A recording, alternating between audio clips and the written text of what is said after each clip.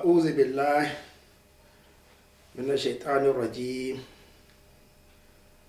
بسم الله الرحمن الرحيم الحمد لله رب العالمين وصلى الله على محمد وعلى آله وصحبه أجمعين.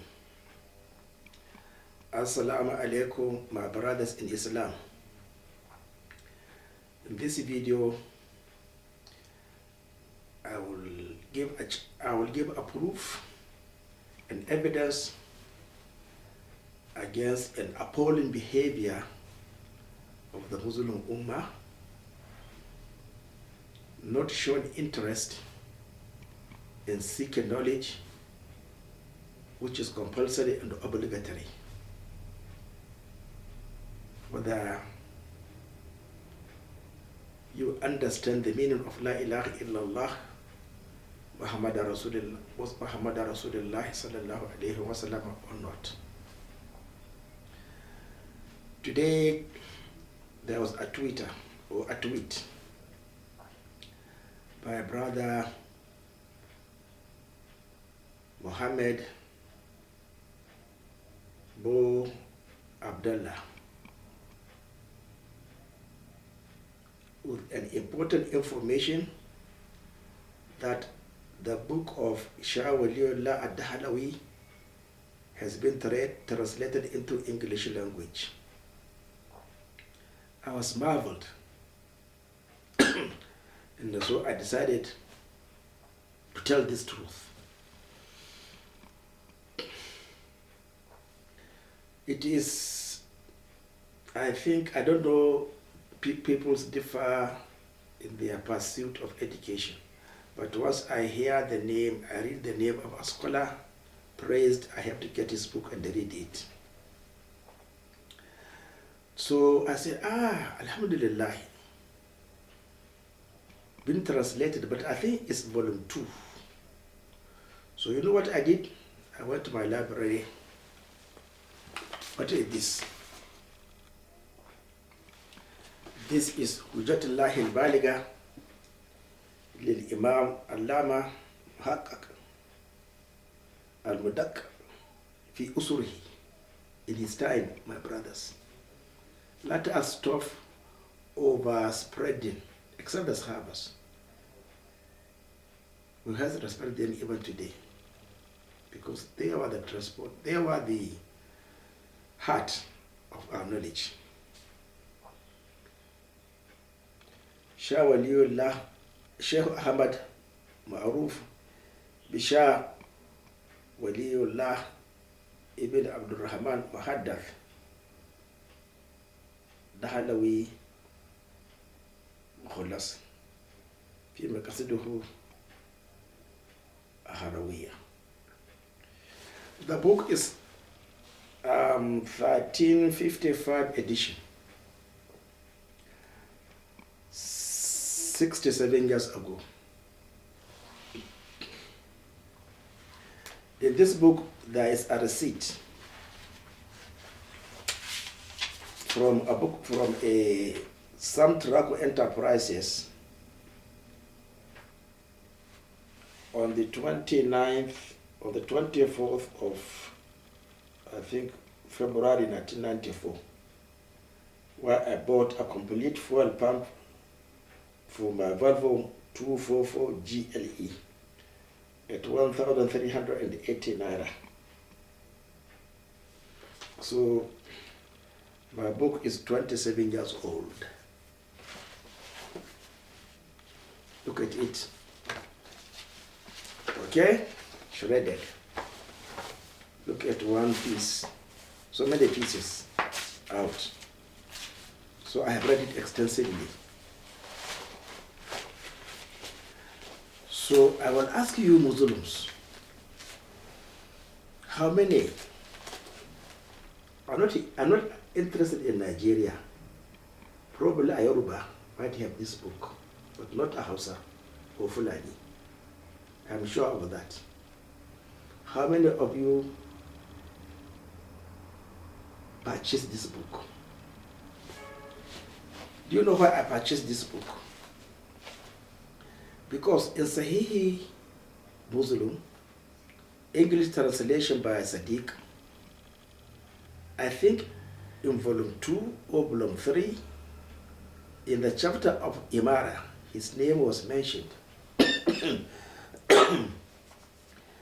where he postulated that there were only 12 rightly guided believers who lived their life according to the instructions and the obedience and the practice of Rasulullah sallallahu alaihi wasallam. 4 are well known, but the 8 were the believers under the Umayyad dynasty.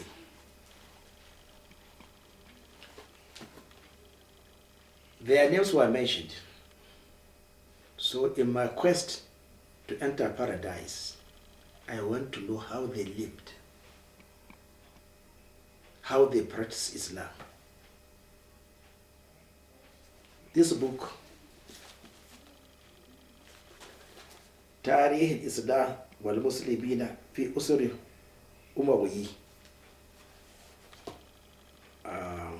volume 5,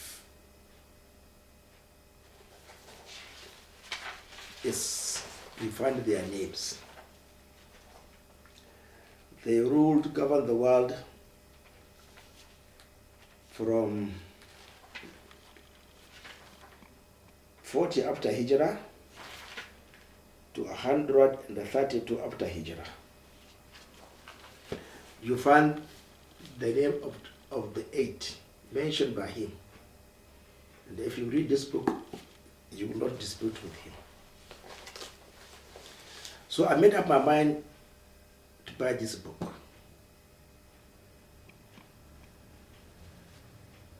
I used to go to Egypt, London to buy Islamic books about probably 7 times in my life, but to London more than 7 times. Because Egypt you get a lot of Islamic books, both hardcover and softcover. So in one of the visits, probably in 1993, because if I bought the Volvo part in April, I used to go to Europe, I used to go to Egypt around May, so that I escaped the cold in Europe. So I must have bought this book in 1993. So 28 years ago. On that trip, I could very well remember, it's not easy to look for books because you come back with neck pains because of stretching to look for the book. On the Saturday I was coming back, vividly remembered I went to the area where the books are sold, around Tahrir Square in Egypt. In the morning after breakfast, I could not get it. So I came back for my lunch. After the lunch, I wanted to relax. Then suddenly there was a reaction that I should stand and leave the room, go back to the bookshops, just like an impulse. So I left the room. You see, wonderfully, like a straight line graph, central line. Never forget this adventure. No, when I entered the bookshop, I didn't turn to the left or right, but straight eye contact to the shelf. I saw the writing, not present now, Hereafter. Straight, my brothers, straight. Led by who? Angel Gabriel. I picked it, paid, I was shivering, I was afraid. I just left. I can't be ungrateful to Allah subhanahu wa ta'ala. I don't need to buy any other book because I may be punished by Allah subhanahu wa ta'ala. So I quickly returned to my hotel and I relaxed for the evening journey, night journey, because that time the plane leaves, I think, around 3 o'clock or 12 midnight. It arrives Nigeria, Kano, at dawn. I now forget this incident. I read this book. In my Salat, Revival and Salat of the Holy Apostle, I made a reference. Page 28 to page 31.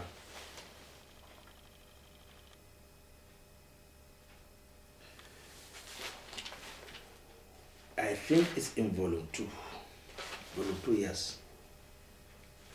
Volume 2. On what? Al-Jum'ah. I made a reference. You read it, you will never read, you will never know. So why do you prefer to be arrogant? If somebody tells you something about Islam, please go and read about it to convince yourself. Because you are responsible. Juma, so that was page 28 in volume 2. That means have read 196 pages plus volume 2, page 28, page 31. He vividly said clearly that Friday prayer is to be observed after sunrise because of ruhaniya at that particular period. Tranquility, peace, quietness. Now, my brothers, I think Shā Walīyullah is an Indian or a Pakistani. Now, my question to you is, why is it that 1.6 billion don't know even the correct time to observe this important obligatory prayer on Friday, the day of gathering? But they preferred to mock, insult, and ridicule a reminder. Automatically, Rasulullah sallallahu alayhi wa sallam and Allah subhanahu wa ta'ala. So, my brothers, how do you distinguish from the one who knows and the one who does not know? Why do you only prefer to honor those who don't know, who use their wealth to divert you, make you kufr and mushrikun, instead of those who use their wealth to invite you to Sirat al-Mustaqim? What is your problem? Why can't you make this distinction? Distinguish. You don't know. Why can't you create a method of knowing actually who knows and is worth respecting and following? 28 years ago, when I wrote the book, I made a reference from this book. Now, the book has been translated into English language. The translator might have read about the Ruhaniya and the time of Friday prayer. Did he observe it? Why am I the only one who reads and put into practice what he read? Yes, I can say I'm the only one. No Hausa, no Fulani, who read this book, but I'm sure a Yoruba man, because I had experience with a Yoruba pharmacist. We used to buy drugs from him. One day we were discussing over the telephone. I say, I have Tazkirat al-Awliya. He jumped. Believe me, the next day he was in Kaduna to collect the book from me and read. But you Hausas and the Fulanis, what do? You insult, you abuse somebody. You don't have any interest of respect. You don't have interest of friendship or knowledge. You are only sects in the Mazhaba. He flew from Lagos. By 8 o'clock he was in, or 8:30 he was in my office. I have come to collect your book, Tazkirat al-Awliya. But I haven't brought it to the office. We had to wait. I brought him to my house, we had lunch. Then he returned to Lagos in the evening flight. So my brothers, here it is Hausa and the Fulanis, go and read this book and stop becoming arrogant and ignorant. You don't have the means to be comfortable and establish the Sunnah, because you support falsehood and arrogance. So please, I should be left alone. West Europe, please stop criticizing me. And this proves that you don't need a teacher. Just follow the Sunnah. The first Sunnah from Rasulullah sallallahu alayhi wa sallam, he learned the Arabic for I think 6 years. 6 years. I think which tribe? Is it Huzayl tribe? I've forgotten the tribe. 6 years. If you read Risala, Imam Shafi'i, I think, or Imam Ahmad, he spent 20 years learning Arabic language. In our time, we started learning Arabic language from the equivalent of nursery school, removed class, up to 1964. I'm not proud, but I know I have the basic. So learn the basic.